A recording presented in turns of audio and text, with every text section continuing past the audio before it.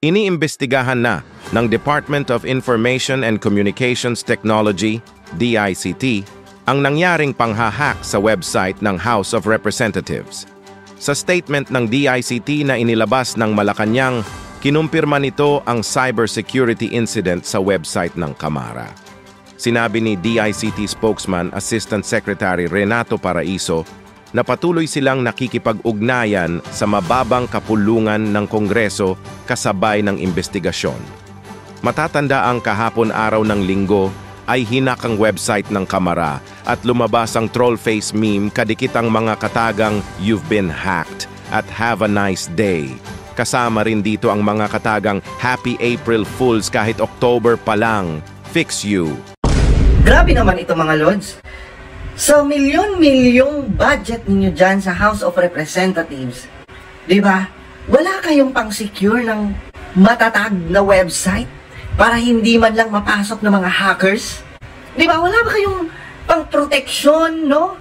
Sa lahat ng mga data and importanteng mga information na naandun sa website ng House of Representatives. Nakaka-website ang House of Representatives kanina umaga lamang at sa mga oras na ito ay hindi na ma-access ang website ng Kamara. Batay sa impormasyon mula sa Office of the Speaker, naka-down na ito at ayon sa Office of the Speaker, sinesekta nila ang nangyari at kung sino ang nasa likod ng hacking. Sa website na mabubuksan pa ito, mababasa yung "You've been hacked, have a nice day." Nakalagay din dito ang "Happy April Fools" kahit October pa lamang. Nakasat din dito yung "Hack by 3 Musketeers." Una mga Lods, yung sa PhilHealth na website. Ngayon na naman sa House of Representatives. Diba, dapat nababahala po kayo dyan kasi, diba, ang mga impormasyon, no, lalo na yung sa PhilHealth, no, mga information na mga members ng PhilHealth ay naandun, no, yung mga contributors, yung mga nagbabayad monthly. And ngayon naman, no, sa House of Representatives ay nahack na naman. So, hindi ba ganun ka-strong ang, diba, hindi ba ganun ka-strong ang security, no, ng websites, no, ng mga agencies natin, no, sa gobyerno? Sana ay talagang ayusin po yan, no, at kumbaga talagang protektahan na hindi mapasok ng mga hacker.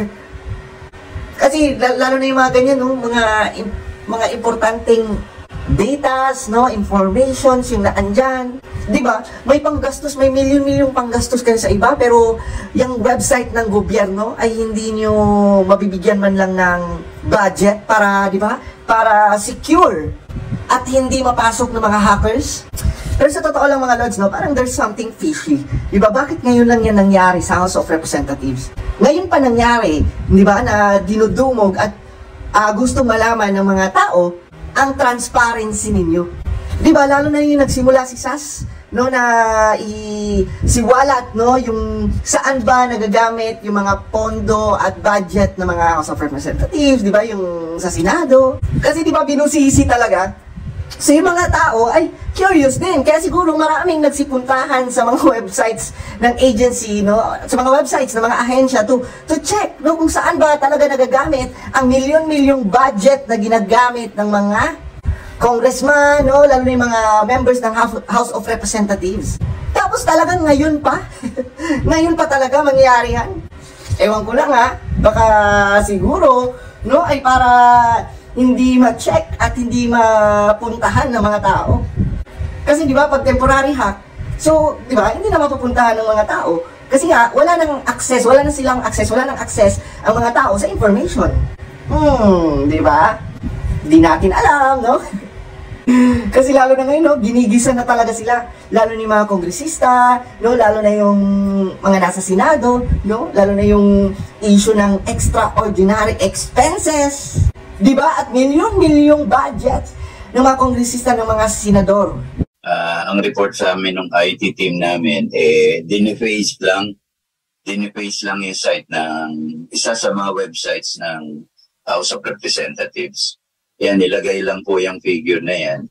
At wala namang nahack na data or any other information from the House of Representatives. Sec-Gen, nahack daw po ang website ng House of Representatives. Kaano po kalaki ang datos na nakuha? Meron po bang ganon? O ano epekto nito sa trabaho po ninyo dyan sa mababang kapulungan? Actually, hindi naman po grabe. Ang report sa amin ng IT team namin, diniface lang yung site ng isa sa mga websites ng House of Representatives. Yan, nilagay lang po yung figure na yan. At wala namang nahack na data or any other information from the House of Representatives. So walang records, sir, kasi nung nakaraan ng mga araw, bukod po sa House of Representatives, may mga nauna pong tanggapan ng gobyerno na nahack at nakuha pong mga datos. Wala hong ganun, walang records na nakuha sa House of Representatives, Secretary. Wala po kasi nga parang ano lang to ang tawag doon, nanloloko lang, prank lang tong ginawa sa amin, no? Mabuti naman ganun lang ginawa sa aming website.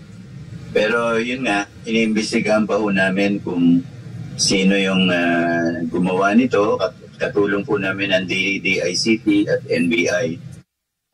Ang gagawin po namin ay, sabi nito, ito po yung report sa akin ng IT team. We are currently on the configuration stage. We already mitigated the situation and expect our website to be up and running anytime within the day. So, yun po ang latest report sa akin ng IT team namin. Secgen, magandang umaga, si Admar po ito. So sa kasalukuyan po, ano po yung status ng website ng House of Representatives? Accessible ba siya or hindi po?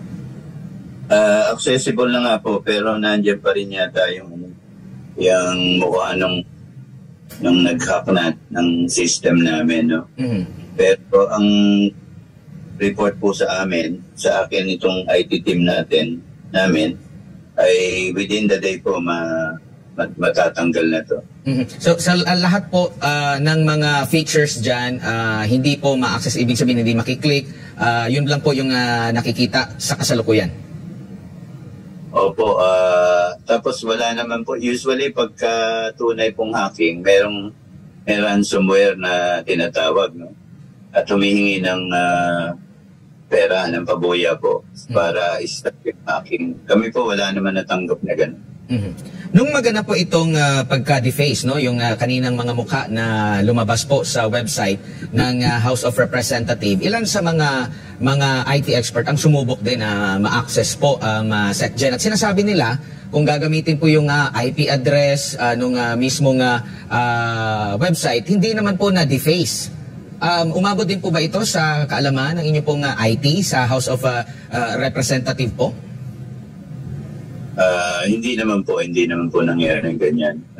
Parang yun lang yung mukha na inilabas pag in-access niyo po yung website, isa sa mga website ng House, yan po ang mangyayari. Kaya isa ring ang nakalink po kami kasi sa PhilGov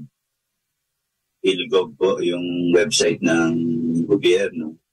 Doon po dumaan yan yung figure na yan. So, actual pong dinipace ay yung PhilGov site ng website ng House of Representatives.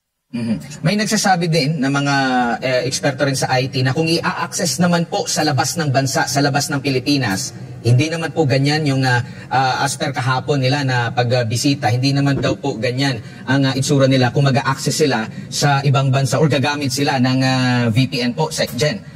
Parang dito lang daw sa Pilipinas as of kahapon nila na monitoring din or pag-check kung anong klaseng pag-atake ang ginawa nila sa website po. Ano po ang tugon dito ng IT ng House of Representatives? Well, ang report lang po sa amin ay nasolve na raw nila yung problema na yan. At pinag-uusapan nila ay kung paano ma-restore yung website namin within the day.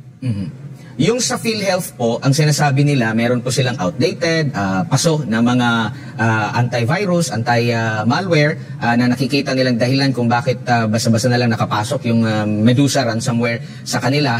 Sa House of Representatives po, updated po ba yung ating mga virus, antivirus or anti-malware para maiwasan itong mga cyber attacks na ito? And yung sa maintenance natin, may sapat naman siguro tayo na pondo at kung mamarapatin po ninyo, magkano bang inilang pondo ng ating pamahalaan laban dyan sa mga cyber attacks? Kasi kumbaga, sa nangyari sa PSA, sa PhilHealth, kailangan talaga natin ng pondo para maproteksyonan ang online presence po natin, SecGen.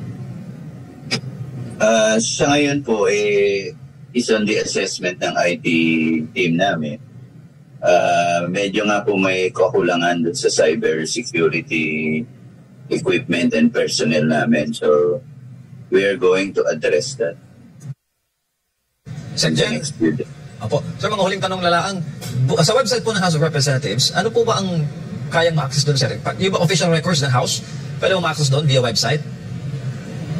Hindi po naman lahat. May website po kami, karamihan lang ay puro information about what's happened sa HREP, no? Yung mga bills po, na pending, anong status. Pero po yung mga personal data, iba kong file yun. Hindi namin nilalagay po sa website yun. Delikado yun pag yun nakuha ng mga kalaban, Sir Jen. Sir Jen, ano po ang mensahe ninyo sa ating mga kababayan, lalo pa at sunod-sunod po ang pag-aatake ng mga hacker sa mga ahensya ng gobyerno? Latest po ang House of Representatives. Well, ang masasabi ko lang ay lahat ng ahensya, no? Yung nga yung panawagan kagabi na napanood ko sa TV, no? Nung mga cybersecurity experts ay i-review po at strengthen the cybersecurity equipment and personnel, no? Ng lahat po ng ahensya ng government, including po yung private sector.